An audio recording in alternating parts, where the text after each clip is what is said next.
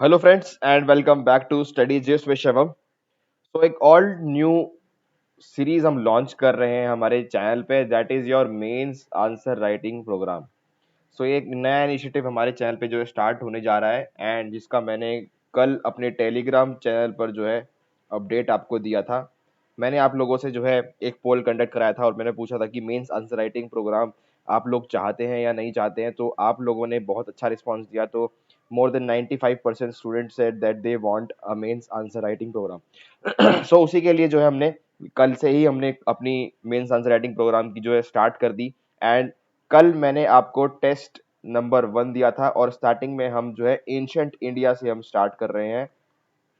Ancient India से हमने शुरू किया था बिकॉज ये आपका जीएस पेपर 1 जो आपका हिस्ट्री का है, वहां से हमने हिस्ट्री जो है सबसे पहले उठाई है और हम इसी सीक्वेंस में कोशिश करेंगे, इसी सीक्वेंस में आगे बढ़े। अभी एंशिएंट इंडिया हमने स्टार्ट की है। सारी डिटेल्स मैंने टेलीग्राम चैनल पे आपको कल दी थी। सो अगर आप लोगों ने मेरा टेलीग्राम चैनल ज्वाइन नहीं किया है तो मैं डिस्क्रिप्शन बॉक्स में लिंक दे दूंगा। Please join that Telegram channel अगर आपको मेंस आंसर राइटिंग प्रोग्राम हमारे साथ करनी है। बिकॉज ये आपके कोई भी state PCS exam, UPSC exam, कहीं पे भी अगर आप पब्लिक सर्विस कमीशन का एग्जाम लिखना चाहते हो, सो ये आपके लिए बहुत हेल्पफुल होने वाला है because this will be your answer writing program. आपको यहाँ पे आंसर राइटिंग करने की जो है प्रैक्टिस कराई जाएगी सो दैट आप एक अच्छे आंसर्स लिख पाए, आपका जो बेस है वो बन पाए। और स्पेशली ये उन स्टूडेंट्स के लिए जो महंगी टेस्ट सीरीज जो है अफोर्ड नहीं कर सकते, because this initiative will be free of cost. ये जो इनिशिएटिव है आपका ये फ्री ऑफ कॉस्ट रहेगा। सिर्फ आपको हमारे साथ रेगुलरली बने रहना है। जितने भी सीरियस कैंडिडेट्स हैं वो मुझे पता है कि ये अब यहाँ से जो मैं आगे के टेस्ट लेकर आऊंगा और डिस्कशन करेंगे हम उन सब में इन्वॉल्व होकर जो है अपना प्रैक्टिस स्टार्ट करते रहेंगे। बिकॉज एक सीरियस कैंडिडेट ही रेगुलर रह पाएगा। और अगर आप अपने आप को सीरियस कैंडिडेट मानते हैं then you have to be regular. आपको हर एक टेस्ट ऑन टाइम लिखना है और टेस्ट से पहले जो मैं आपको सिलेबस दूंगा उस पर आपको कमांड रखनी है अपनी, सो दैट आप एक अच्छा और बेहतर आंसर लिख पाए। सो प्रोसीजर यही है कि आपको सिर्फ और सिर्फ बने रहना है चैनल के साथ। टेलीग्राम चैनल पे जो टेस्ट आपको दे रहे हैं वो लिखने हैं ऑन रेगुलर बेसिस और धीरे धीरे करके हम जो है एक अच्छे लेवल तक पहुंच जाएंगे कि उस लेवल पे जहां पे हमें एटलीस्ट 50% हम मार्क्स जो है स्कोर कर पाए अपने मेंस एग्जामिनेशन में। और आपको पता है अगर आप 50% मार्क्स स्कोर कर रहे हो, चाहे वो यूपीएससी हो चाहे वो पीसीएस एग्जाम हो, आपको इंटरव्यू कॉल निश्चित हो जाता है अगर आप 50% मार्क्स आप अपने मेंस पे लेके आ रहे हो। सो उसी के लिए हम धीरे धीरे करके स्टेप बाय स्टेप करके जो है आगे बढ़ेंगे। और मैंने जैसे आपको बताया इसका कॉस्ट कुछ नहीं है, फ्री ऑफ कॉस्ट है। बस आपके लिए एक कॉस्ट है एंड वो कॉस्ट है कि आपको ये चैनल जो है सब्सक्राइब करना है एंड आपके जो भी इनपुट रहेगा, क्योंकि हम आंसर्स जो है डिस्कस करेंगे एंड आंसर्स मैं अपने हिसाब से आंसर डिस्कस करूंगा। आपको कुछ अपनी तरफ से वैल्यू इनपुट करना है, कुछ इनपुट देना है, तो आप वो अपनी जो है कमेंट सेक्शन में जो है आप अपने इनपुट दे सकते हैं। And also you have to like these videos, like करना है। तो ये आपकी फीस है। अगर आप यहाँ से कुछ सीख के जाते हो तो आपको ऑब्वियसली आपको कुछ फीस देनी पड़ेगी और आपकी फीस क्या है ये आपके सामने, लाइक कमेंट शेयर ये आपको करना है। अगर मैं हमारी तरफ से इतने सारे प्रयास हो रहे हैं आपको सारी चीज सर्विसेज प्रोवाइड कराने के लिए, सो आपसे भी हम उम्मीद करते हैं कि आप भी अपनी तरफ से कुछ जो है minimum at least you should do the minimum. ठीक है, हमने प्रीलिम्स टेस्ट सीरीज कराई एंड मोर देन 30 स्टूडेंट्स जो है हमारे प्रीलिम टेस्ट सीरीज के जो है वो हमारे साथ उत्तराखंड पीसीएस का मेंस लिख रहे हैं। सो मैंने आपको इस चीज के बारे में पहले ही बताया था। सो मेंस आंसर प्रोग्राम कल से हमने स्टार्ट कर दिया था। तो ये हम मैं आपको बताता हूँ, अब ये हमारा जो है कल का टेस्ट पेपर था मेंस आंसर प्रोग्राम का। कुछ गाइडलाइंस थी, ये मैंने आपको बताया था कि स्टेट पीसीएस एग्जाम्स और यूपीएससी के लिए जो है यूजफुल है। Attend the question only after proper study of the topic. आपको जो है पहले प्रॉपर स्टडी करनी है उस टॉपिक की, तभी आपको आंसर्स लिखने हैं। बिकॉज अगर आपके पास कंटेंट रेडी नहीं होगा सो आप अच्छा आंसर नहीं लिख पाएंगे। और मैंने आपको कहा था कि initially you can ignore the time limit. आपको ऐसा नहीं है कि शुरू में मेरे को 8 या मिनट में 10 मिनट में ही आंसर लिखना है। आप पहले कमांड बनाओ अपने ऊपर, आप अपने टॉपिक पे कमांड बनाओ, उसके बाद आप धीरे धीरे टाइम लिमिट का भी हम करेंगे। स्टार्टिंग में आपको टाइम लिमिट की जो आपका कॉन्स्टेंट है वो नहीं रख के करना है। आपको पहले आराम से बैठ के आंसर लिखना है, चाहे वो आप 15 मिनट में लिखो चाहे 20 मिनट में लिखो, कोई बात नहीं। आप धीरे धीरे सीखोगे और टाइम हम बाद में लेके आएंगे। और मैंने आपको बताया था कि model answers will be uploaded on the YouTube channel. तो कल का टेस्ट नंबर 1 एंशिएंट इंडिया से हमने स्टार्ट किया था। सिलेबस कल था इंडस वैली सिविलाइजेशन जो चैप्टर था उसके आपको क्वेश्चंस लिखने थे और मैंने आपको 3 क्वेश्चंस दिए थे। सो आज उसके हम मॉडल आंसर डिस्कस करेंगे। Question number 1 was describe the geographical expansion of Harappan civilisation. तो अगर आपने चैप्टर पढ़ा है तो काफी इजी क्वेश्चन था। Describe the geographical expansion of Harappan civilisation, तो आपको इसको इंट्रोडक्शन करना है। सो हड़प्पन और Indus valley civilisation pertains to bronze age, ठीक है, यहाँ से आपने स्टार्ट किया with which mainly lie in the Indian subcontinent. ये भी हमें पता है कि सब कॉन्टिनेंट में मेनली हमारे जो इंडस वैली सिविलाइजेशन की साइट्स है मेनली जो है western side of the Indian subcontinents lie करती हैं। It expands from Jammu in the north to the Narmada estuary in the south, ये से करके आपने इंट्रोड्यूस किया। फिर आपने बताया कि major centres of the Harappan centres were, ये कुछ आपने मेजर सेंटर्स आपने बताने हैं। मांडा जेएनके जो कि northern most site of Harappan civilisation की, सुक्ता Dor Pakistan which is the western most side, Daimabad which is the southern most site which is famous for bronze casting, Alamgiri UP which is the eastern most site. और ये आपने map के through Manda, सुक्ता जेंडोर, दाइमाबाद, आलमगिरी ऐसे करके आपने मैप बना दिया, तो बिल्कुल क्लियर होगा कि आपको जो है उसकी नॉर्दर्न, सदर्न, वेस्टर्न, ईस्टर्न सारी बाउंड्रीज आपको क्लियर है। उसके बाद आपने कुछ majority of the IVS centres lies in the western of the Indian subcontinent, ये आपने बता दिया कि जो मेजोरिटी है आईवीएस इंडस वैली सिविलाइजेशन के जो सेंटर्स है वो वेस्टर्न पार्ट में जो है लाई करते हैं। उसके बाद आपने एक एक करके जो है आपने कुछ मेजर सेंटर्स के बारे में आपने बताना शुरू किया, और वो किस लिए फेमस है। ढोलावीरा गुजरात में, it is most advance site of the IVC with 3 layers of urban planning, it had excellent irrigation and rain water harvesting, ये कुछ आपने बताया। 3 लेयर कैसे, क्योंकि हमें पता है कि वैसे तो टाउन प्लानिंग अगर हम बात करें इंडस वैली सिविलाइजेशन की, तो एक सिटाडेल और एक मेजर टाउन, इस दो पोर्शन में ही पूरा का पूरा जो है हड़प्पन सिविलाइजेशन बटा हुआ था। लेकिन ढोलावीरा का एक्सेप्शन है, जहां पे आपको सिटाडेल के साथ साथ एक आर्मी स्टेशन भी यहाँ पे मिल एक्सकवेट हुआ था जब ढोलावीरा, तो यहाँ पे मिला था कि यहाँ पे 3 लेयर ऑफ अर्बन प्लानिंग थी, यानी एक सिटाडेल, एक आर्मी स्टेशन और एक टाउन। सिर्फ और सिर्फ ढोलावीरा में ये चीज था, तो ये एक एक्सेप्शन है। तो ये आपने बता दी कि यहाँ पे 3 लेयर ऑफ अर्बन प्लानिंग है, और ये इरिगेशन और रेन वाटर हार्वेस्टिंग के लिए भी यहाँ पे इसकी जो है इंफ्रास्ट्रक्चर है काफी अच्छा, ये आपने एक लाइन में बता दिया। Kalibangan, it is famous for bangle industries, also plough was found here. सिर्फ प्लो जो होता है एग्रीकल्चर में यूज होता है, एक इंस्ट्रूमेंट होता है, वो यहाँ पे फाउंड हुआ था, तो आपने ये बता दिया कि कालीबंगन राजस्थान में जो यहाँ पे ये हुआ था। Harappan and Mohenjodaro, it was famous for textile industries, ये आपका सिंध पाकिस्तान में है, ये आपने बता दिया। लोथल जो कि गुजरात में है, it was famous port of IVC for trade, यहाँ पे जो है शिपिंग और पोर्ट का जो है यहाँ पे आपको लोथल इसलिए फेमस था। Chanhudaro which is famous for bead making industry, मोती बनते थे यहाँ पे चानुदारा में। रंगपुर, यहाँ पे राइस कल्टीवेशन हुआ था, और ये एक लौती प्लेस है जहाँ पे राइस वाज ग्रोन, ये भी आपने बता दिया। तो 6 साइट्स आपने मेजोरिटी साइट्स आपने बता दी, उसका जो है आपने लोकेशन बता दी। ये आपने जो है कुछ कुछ ऐसे करके मैप बनाना है। मैप थोड़ा सा यहाँ पे गलत है, ठीक है, मैप आपको अच्छे से आना चाहिए बनाना इंडिया का मैप। ये आपने कुछ साइट्स बता दी कि यहाँ पे मोहनजोदारो है, सुक्ता जेंडो यहाँ पे है, लोथल, धोलावीरा यहाँ पे है, मांडा, आलमगिरी, दाइमाबाद। तो इस तरह से आपको मैप पे पुश शो कर देना है, और आपको एंड कर देना है अपना आंसर की hence it can be said that most important centers of IVC was centered around the river Indus, which is the western part of the Indian subcontinent। तो ये आपने पूरा ज्योग्राफिकल जो पूछा था क्वेश्चन में, ये आपने हर एक चीज को आपने ज्योग्राफी से जोड़ के आंसर दे दिया, ठीक है। इसमें कुछ अगर आपको ऐड करना है तो आप कमेंट सेक्शन में ऑब्वियसली लिख सकते हो। आपको लगता है कि ये वाला पॉइंट भी आ सकता था, so you can obviously comment in the comment section, और वो आप डिस्कस कर सकते हो, ठीक है।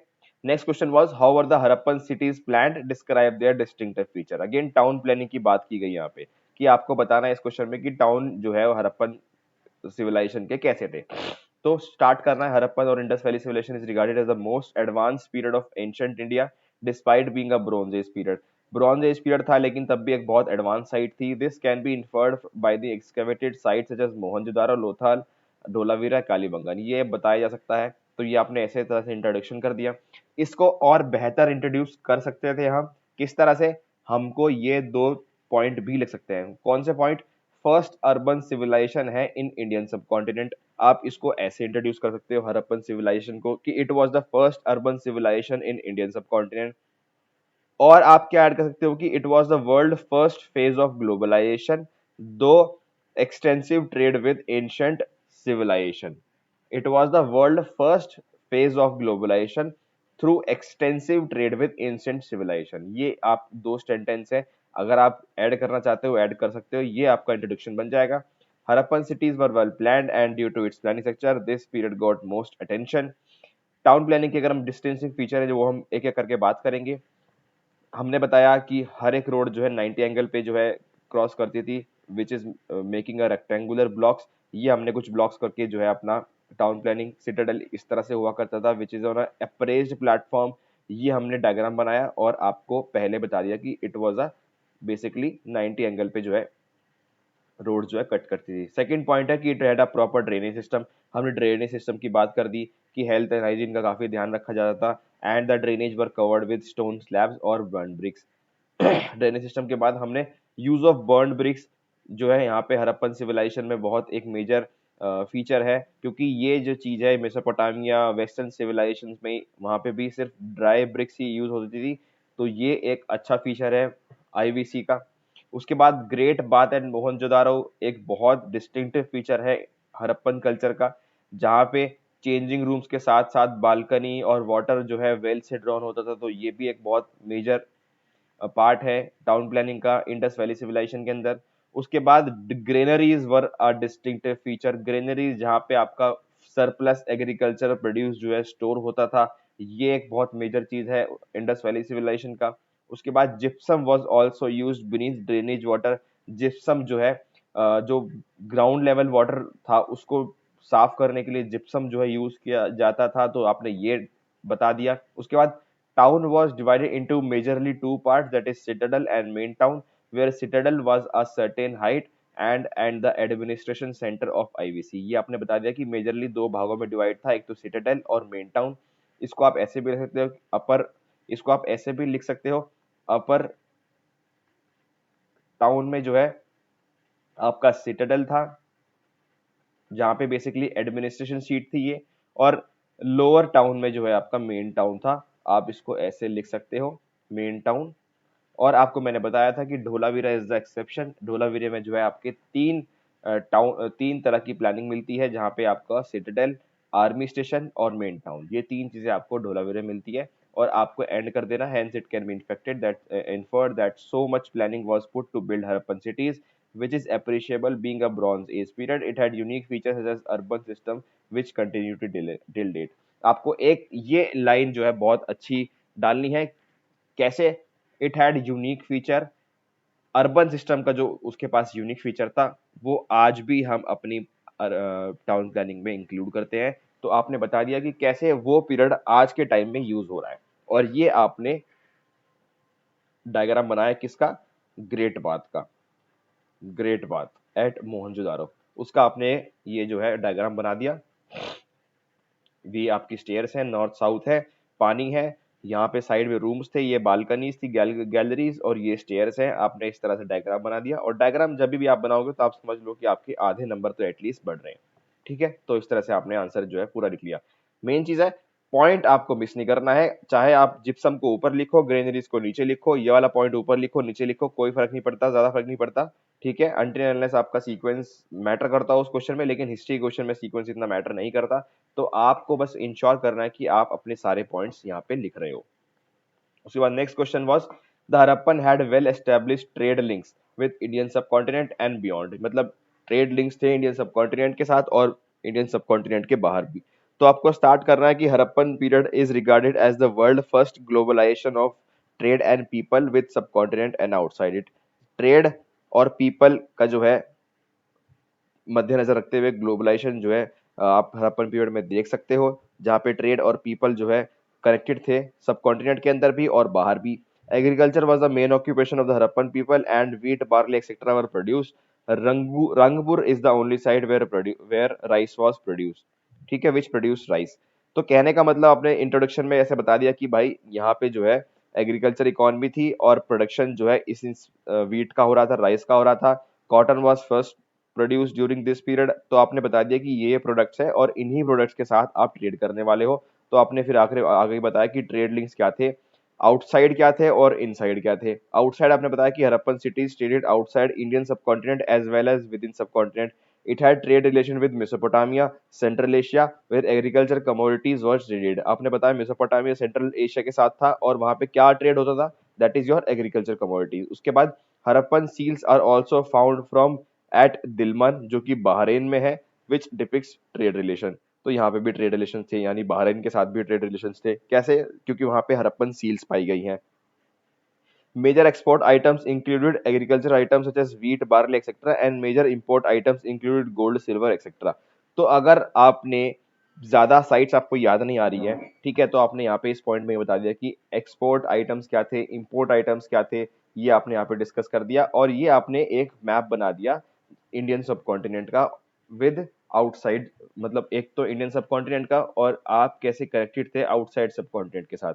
तो ये आपका हॉर्न ऑफ अफ्रीका हो गया। उसके बाद दिलमन यानी बहरीन यहाँ पे होगी, ये पर्शियन गल्फ है। उसके बाद यहाँ पे ये आईवीसी साइट है, ये कोलार फील्ड से जहाँ से गोल्ड जो है इंपोर्ट करते थे विद इन सब कॉन्टिनेंट। ये मेसोपोटामिया हो गया, ये सेंट्रल एशिया हो गया। तो इस तरह करके आपको बड़ा सा मैप बनाना है। ये छोटा मैप है इसलिए आपको थोड़ा सा क्लियर नहीं दिख रहा होगा, बट आपको थोड़ा सा बड़ा मैप बनाना है, ठीक है।